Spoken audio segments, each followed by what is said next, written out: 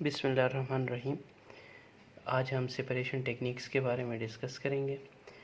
देखें, अगर हम किसी सेल की कंपोनेंट को सेपरेट करना चाहते हैं तो उसके लिए एक टेक्निक इस्तेमाल किया जाता है जिसको सेल फ्रैक्शनेशन या सेंट्रीफ्यूगेशन कहते हैं। सेल फ्रैक्शनेशन में या सेंट्रीफ्यूगेशन में से सेल्स के कंपोनेंट्स को सेपरेट किया जाता है। इनसाइड द सेल जो ऑर्गेनेलीज हैं, ऑर्गेनेलीज को सेपरेट किया जाता है। फॉर एग्जांपल डीएनए है, डीएनए को सेपरेट करने के लिए, उसको आइसोलेट करने के लिए ये प्रोसेस इस्तेमाल किया जाता है। इसके अलावा अगर हमें ऑर्गेनेलीज चाहिए जिस तरह राइबोसोम्स हैं, माइटोकॉन्ड्रियन है, न्यूक्लियस है, क्लोरोप्लास्ट हैं एंड मैनी मोर, तो इन ऑर्गेनेलीज को आइसोलेट करने के लिए जो टेक्निक इस्तेमाल किया जाता है उस टेक्निक को सेल सेंट्रीफ्यूगेशन कहते हैं। अगर इसी तरह अगर हमें कोई सैंपल दिया जाए और वो सैंपल जो है वो कोई मिक्सचर है, लेट फॉर एग्जांपल कि उसमें कोई फोटोसिंथेटिक पिगमेंट्स मौजूद हैं या फोटोसिंथेटिक पिगमेंट्स के अलावा उसमें फॉर एग्जांपल हम अगर एक मिक्सचर बनाएं जिसमें से हम डिफरेंट कलर इंक्स का इस्तेमाल करते हैं और उस मिक्सचर में से मालूम करना हो कि इसमें से कौन कौन से कलर्स मौजूद हैं, तो इसके लिए एक टेक्निक इस्तेमाल किया जाता है जिसको क्रोमेटोग्राफी कहते हैं। ठीक है, कि लेट फॉर एग्जांपल अगर हम लीव्स को सेलेक्ट कर लें, लीव्स को हम क्रश करें, उनको क्रश करने के बाद उनमें जो पिगमेंट्स हैं उनकी हम फिगर आउट करें कि इसमें से कौन कौन से पिगमेंट्स मौजूद हैं, तो इसके लिए ये टेक्निक क्रोमेटोग्राफी का इस्तेमाल किया जाता है। नाउ क्रोमेटोग्राफी ये एक सेपरेशन टेक्निक है जिसमें से हम सैंपल कंपोनेंट्स को, अब देखिए सैंपल कंपोनेंट्स क्या हैं। लेट फॉर एग्जांपल अगर मिक्सचर ऑफ इंक है तो इस मिक्सचर ऑफ इंक में सैंपल कंपोनेंट्स क्या हैं, वो डिफरेंट कलर्स हो सकती हैं। अगर एक मिक्सचर बनाया जाए blue ink, black ink, red ink और ग्रीन इंक से, तो कंपोनेंट्स कौन कौन से होंगे, रेड, ब्लू, ग्रीन और ब्लैक।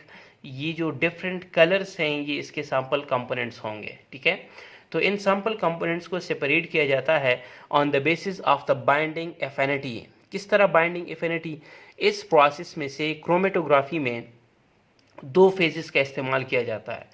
एक फेज को स्टेशनरी फेज कहते हैं। स्टेशनरी फेज ये वो होता है जो कि मोबाइल नहीं है, मतलब कि ये खुद मूव नहीं करता है। और एक दूसरा फेज होता है जिसको हम मोबाइल फेज कहते हैं। Mobile phase moves over the stationary phase. ठीक है, एक मिसाल लेते हैं। लेट फॉर एग्जांपल अगर हम एक पेपर लें, एक मतलब पेपर हम सेलेक्ट कर लें और इस पेपर की जो बॉटम है इसको हम किसी लिक्विड में से रख दें। बाकी जो पेपर है वो लिक्विड से बाहर है, लेकिन सिर्फ इसका जो बॉटम है इसको हमने लिक्विड में रखा है। तो कुछ टाइम के बाद कैपिलरी रिएक्शन के थ्रू ये पेपर जो है ये इन वाटर मॉलिक्यूल्स को एब्जॉर्ब करेगा और इस तरह ये वाटर मॉलिक्यूल्स ऊपर की तरफ जाएंगे। अब देखिए इन दोनों में से वाटर मॉलिक्यूल्स जो कि अपवर्ड मूव कर रहे हैं ये मोबाइल फेज हुआ, और पेपर जो कि खुद स्टेशनरी है ये इसमें से स्टेशनरी फेज कहलाया जाता है। ठीक है, तो देखिए binding affinity towards the mobile phase और द स्टेशनरी फेज। अगर हम इस पेपर पे यहाँ पे कोई सैंपल कंपोनेंट रख दें, अब अगर इसकी बाइंडिंग एफिनिटी इस पेपर के साथ ज़्यादा है तो जब ये वाटर मॉलिक्यूल्स ऊपर की तरफ जाएंगे ये सैंपल कंपोनेंट उन वाटर मॉलिक्यूल्स के साथ नहीं जाएगा, क्योंकि इसकी बाइंडिंग एफिनिटी पेपर के साथ ज़्यादा है।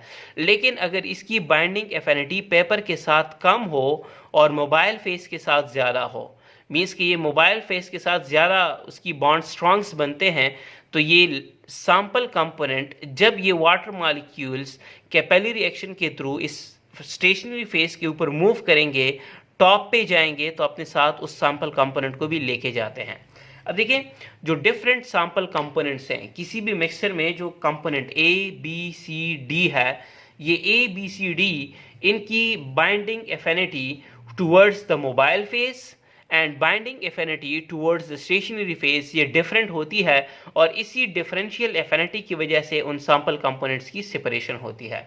नाउ क्रोमेटोग्राफी में से स्टेशनरी फेज हम क्या ले सकते हैं, तो ये जो स्टेशनरी फेज है जिस तरह हमने एग्जांपल में यहाँ पे डिस्कस किया कि हमने पेपर लिया है और उस पेपर को हमने पानी में से रखा है, लेकिन पूरा नहीं, सिर्फ इसकी वो जो बॉटम है उसको रखा है, बाकी ये वाटर एब्जॉर्ब कर रहा है। तो ये स्टेशनरी फेज, अगर हम पेपर यूज करेंगे तो टाइप ऑफ द क्रोमेटोग्राफी क्या होगी, इसको हम पेपर क्रोमेटोग्राफी कहते हैं, ठीक है। अगर हम ग्लास ट्यूब का इस्तेमाल करेंगे तो इस तरह की क्रोमेटोग्राफी को, मतलब कि जो भी स्टेशनरी फेज होगा उसी फेज के बेसिस पे क्रोमेटोग्राफी के टाइप्स हैं।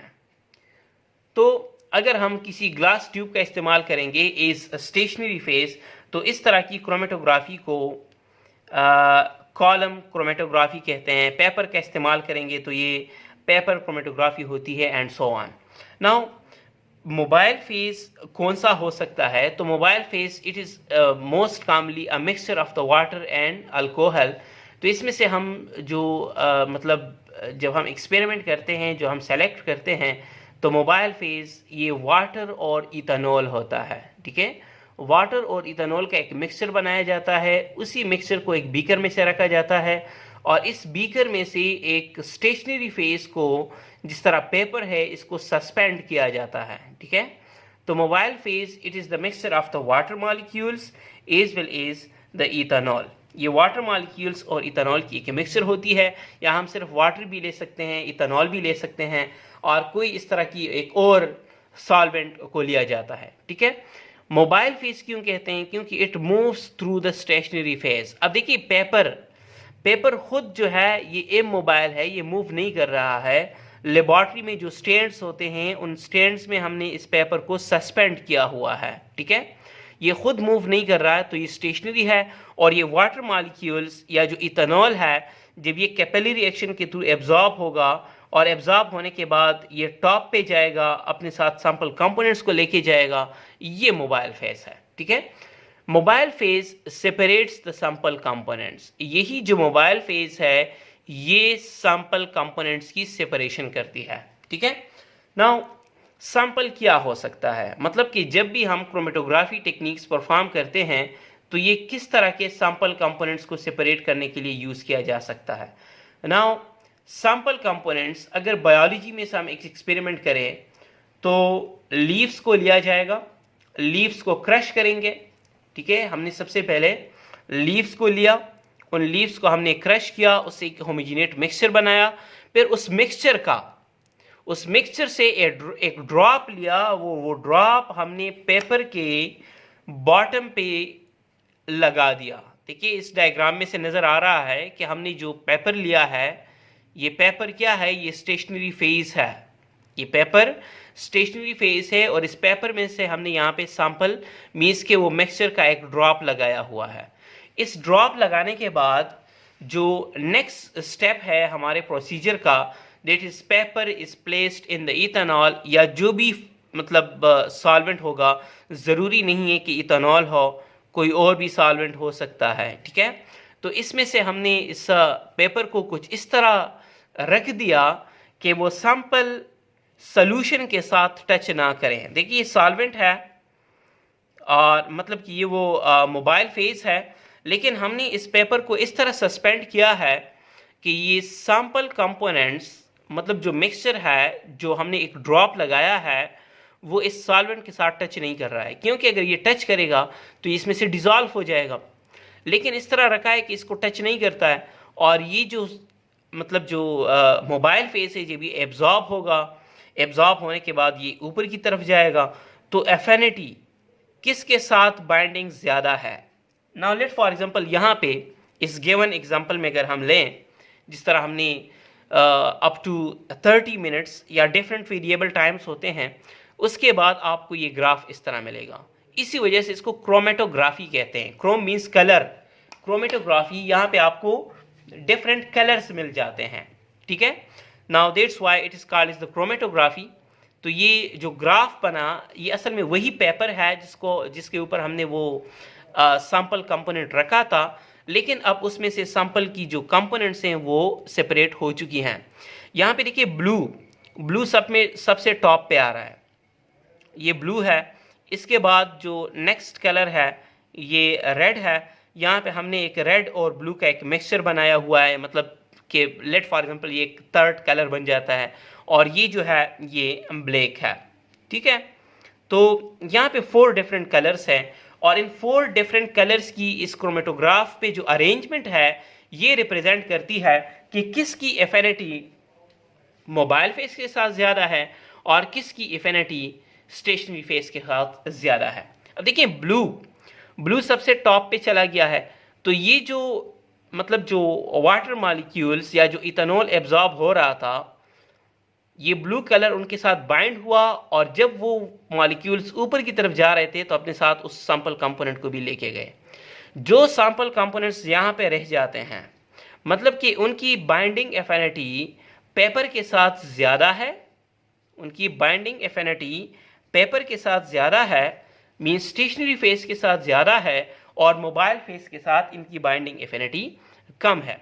तो ये जो टेक्निक है एक सेपरेशन टेक्निक है जिसके थ्रू हम सैंपल कंपोनेंट्स की सेपरेशन करवाते हैं। ये सैंपल कंपोनेंट्स कोई इंक का मिक्सचर भी हो सकता है, केमिस्ट्री में अक्सर ये प्रैक्टिकल इंक से किया जाता है, और ये सैंपल कंपोनेंट किसी फोटोसिंथेटिक पिगमेंट का मिक्सचर भी हो सकता है।